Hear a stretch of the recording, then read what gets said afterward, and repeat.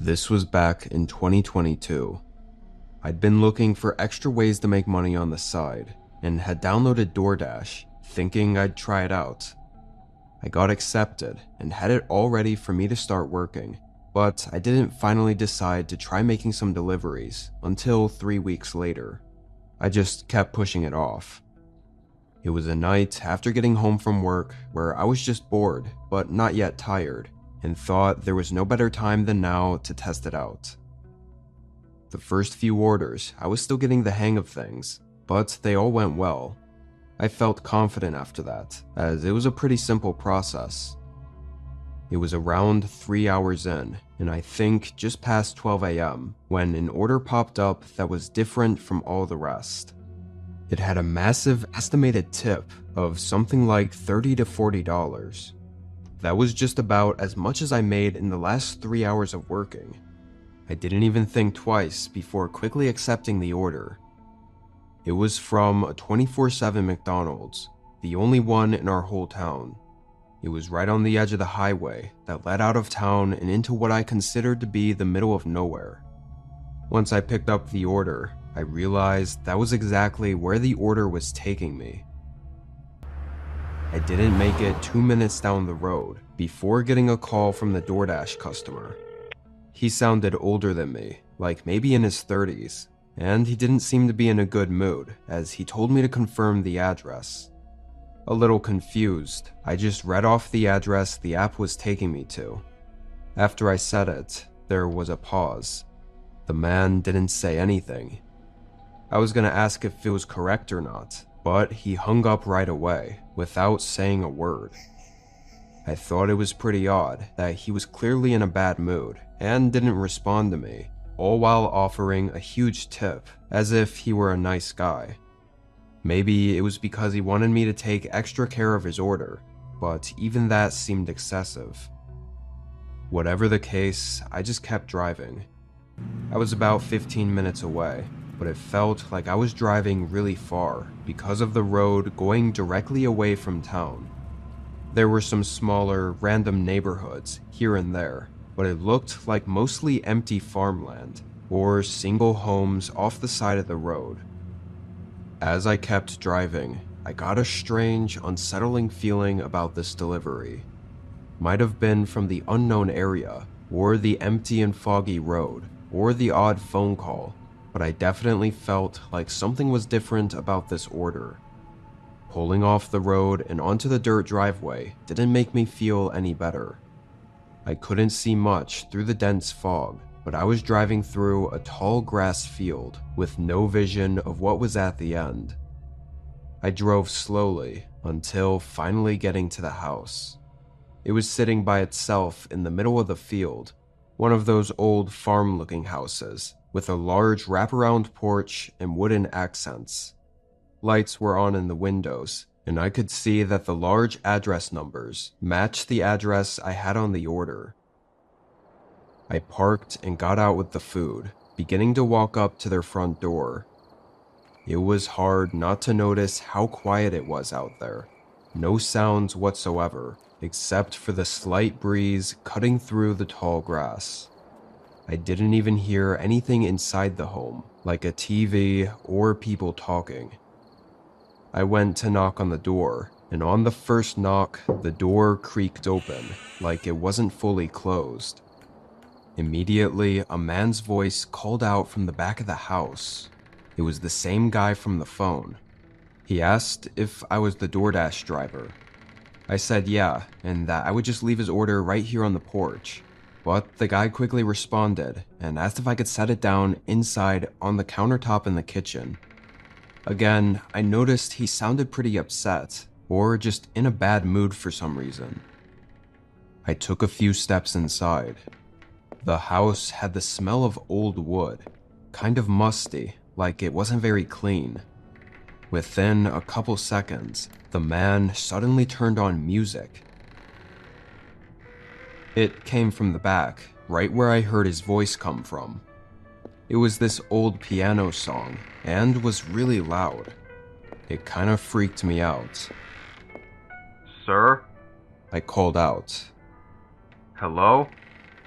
he wasn't responding anymore. I started to feel like maybe this wasn't worth it, even for the tip he offered. Everything just wasn't feeling right. Like, why the hell did he just start blasting piano music while I was walking into his house, and just stop responding? Once I was closer to the end of the hallway where the kitchen was, I could see it getting darker. Like the other rooms next to the kitchen, notably the one I thought the guy was in, was fully dark. I stopped walking, dropping the bag on the ground and just hurrying back toward the front door. I nearly had a heart attack as right when I got close to the door, I saw the guy standing in the dark just a couple feet from it. I distinctly remember the whites in his eyes, almost glowing, as he stared at me with wide eyes. It was like I caught him in the act of something. That split second felt like it lasted minutes, and even thinking about it now, I could have sworn there was something in his hands, but I never directly looked at it, so I can't say for sure what it was. Before anything could happen, I sprinted outside, got in my car, and drove through the fog back to the road. I'm certain, from the way the guy was standing, he was trying to sneak to the front door, probably to close and lock me inside with him. Now that I think about it, that probably explains the music, muffling the sound of him creeping through the house as I walked down the hallway. That night, I deleted the app and never looked back. I definitely made some questionable decisions that I'm not proud of, but I don't think I deserved whatever that guy was going to do to me had I been just a few seconds late and been locked inside with him.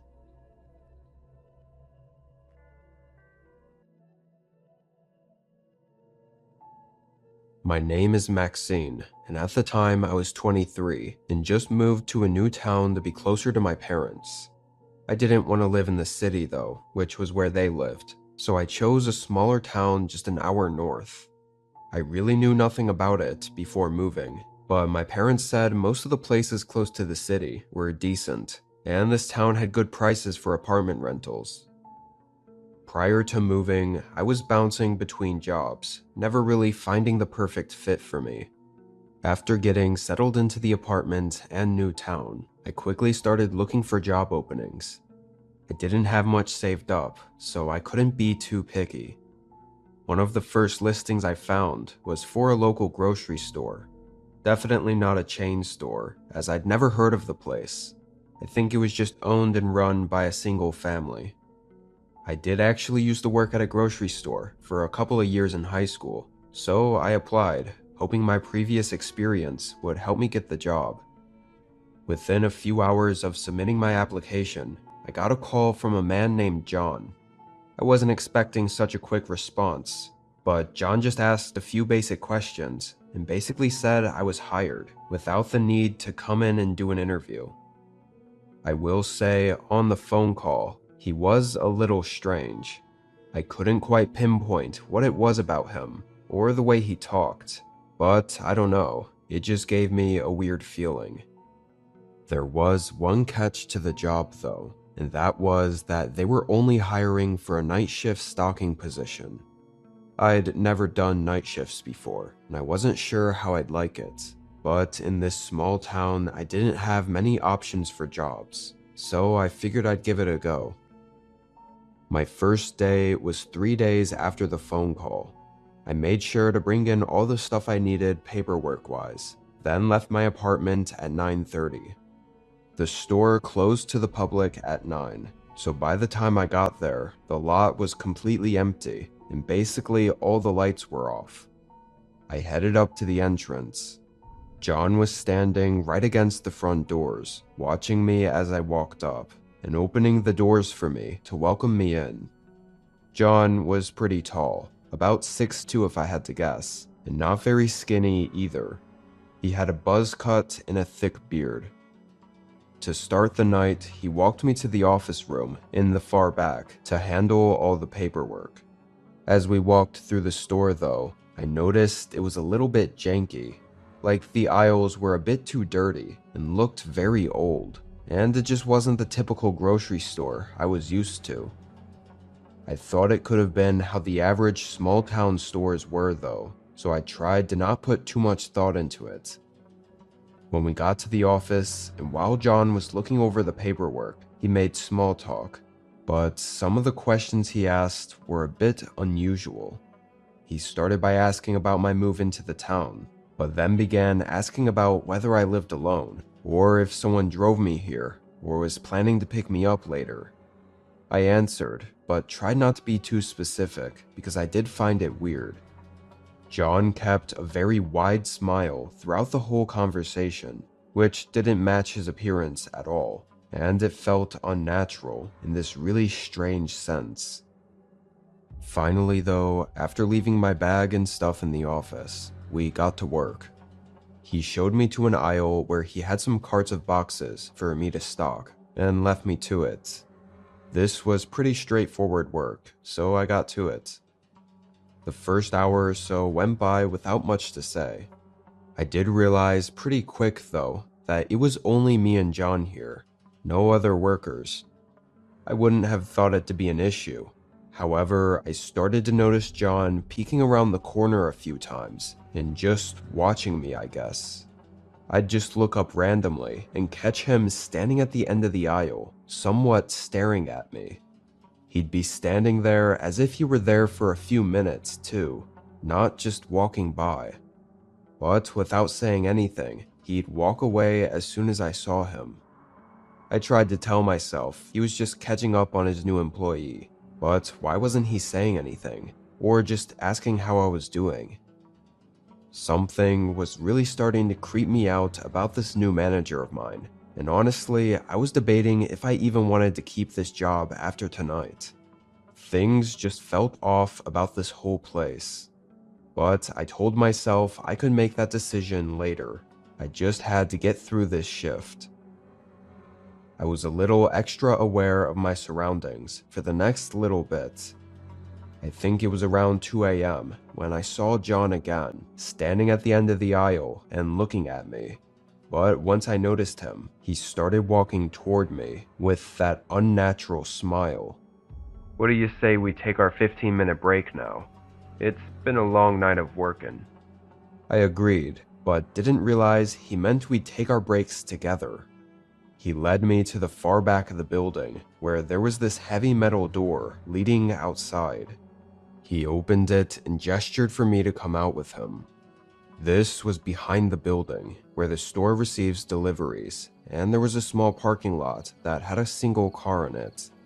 I assumed it was John's car, but as soon as we stepped out, that car turned on and drove away. John pulled out a cigarette and leaned against the back of the building. I wasn't really sure what to do here. I wanted to go back to the break room, if they had one, and just eat the lunch that I brought in peace. But also, it was my first day, so I felt like I had to make a good impression. I stood there next to him. It was really awkward.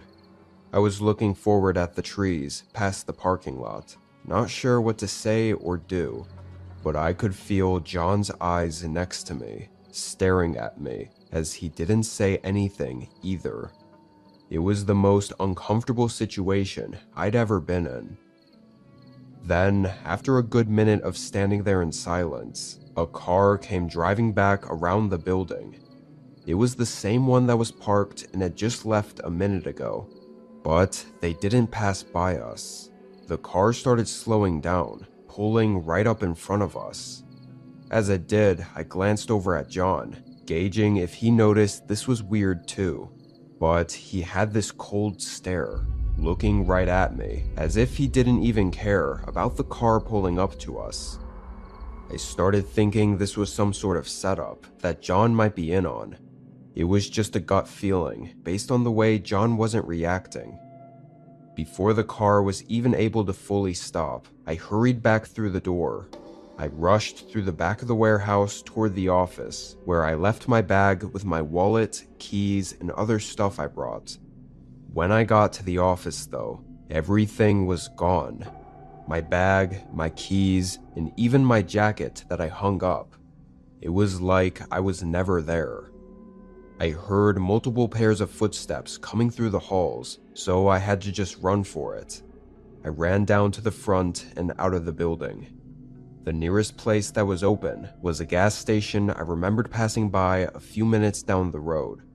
I ran all the way there, getting them to call the police. I will say, once I was out of danger, there was a small part of me that thought I might have been overthinking and overreacting about a big misunderstanding. But my doubts quickly went away when police got to the grocery store and were allowed to question John and take a look around. They found my bag, jacket, and everything right in the office where I left it. John put it all back. Not only that, but he declined any cars ever pulled up to us. And when asked to review the cameras, the only one that wasn't recording was the one behind the building. Pretty convenient. Overall, I couldn't prove anything, so the whole case died out. Of course, I got the hell out of that town, breaking my lease and crashing at my parents' place for a while, until I was able to get a steady footing. I don't know what was going on that night, or what would have happened. It seemed like John was trying to remove every trace of me ever working there, or even being there at all, and maybe had something horrible planned, but at least I didn't have to find out the hard way.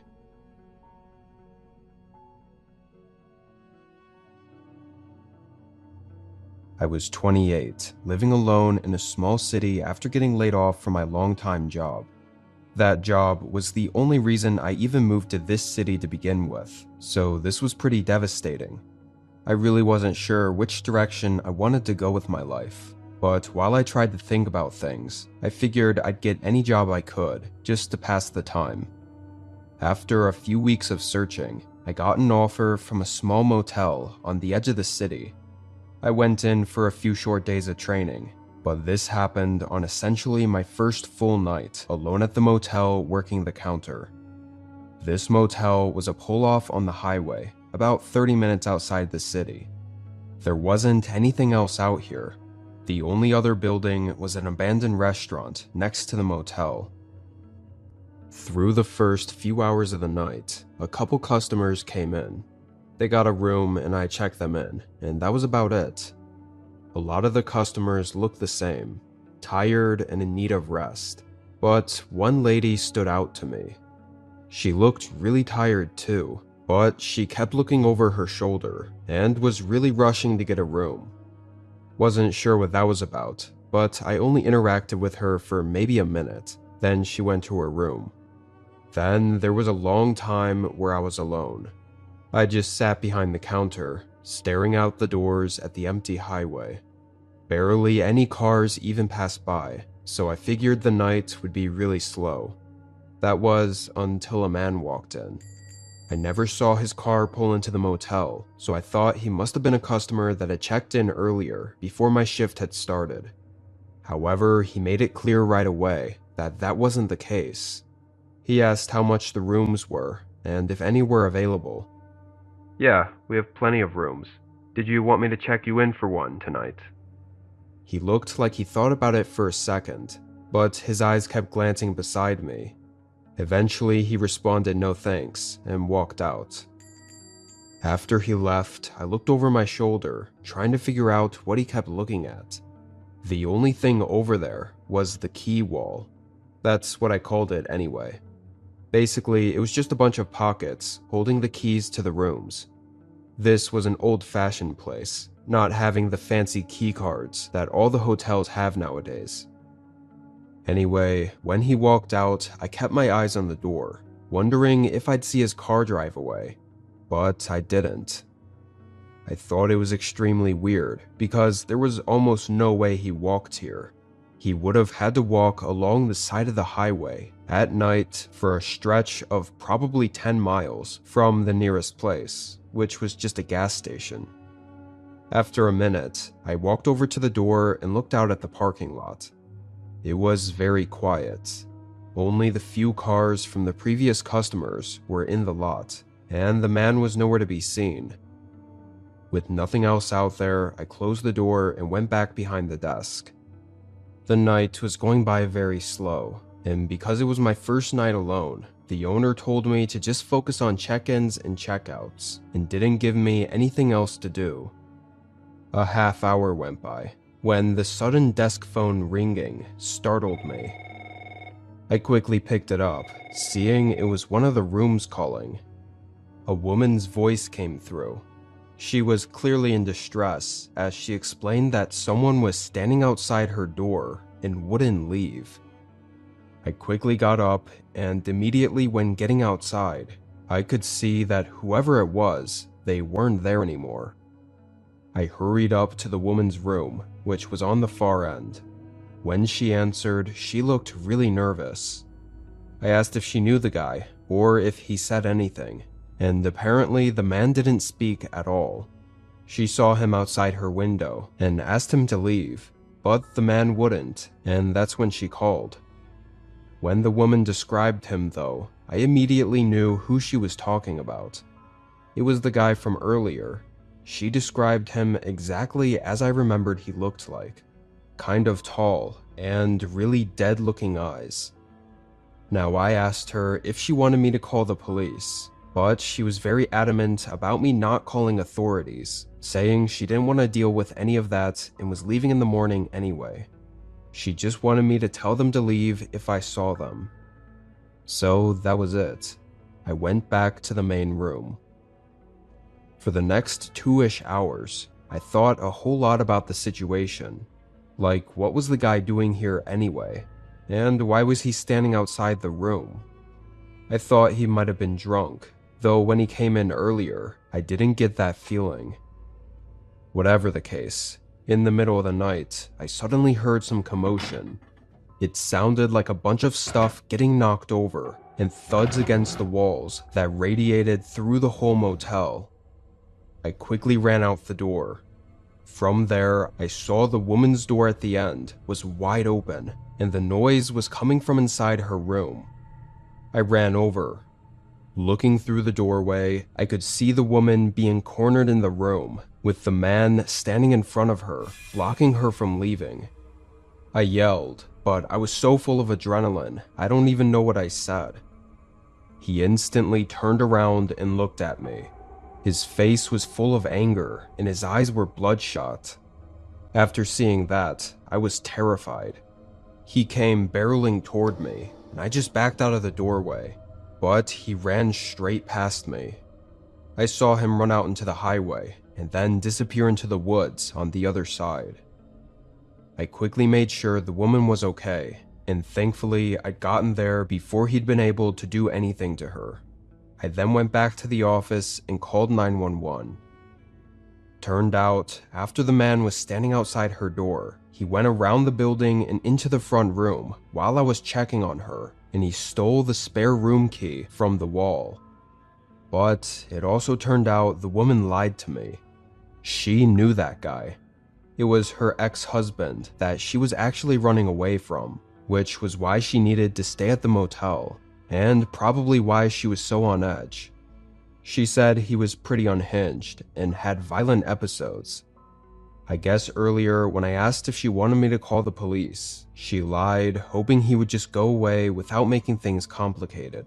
I'm not really sure, to be honest. That night was definitely one to remember though, and not in a good way. I can't help but think how things could have gone differently, or what would have happened if he didn't just run away. Who knows what he was capable of. Surprisingly, I kept the job and stayed there for a few months, but it got really uncomfortable having to deal with really strange people pretty much every night, so eventually I got out when I could.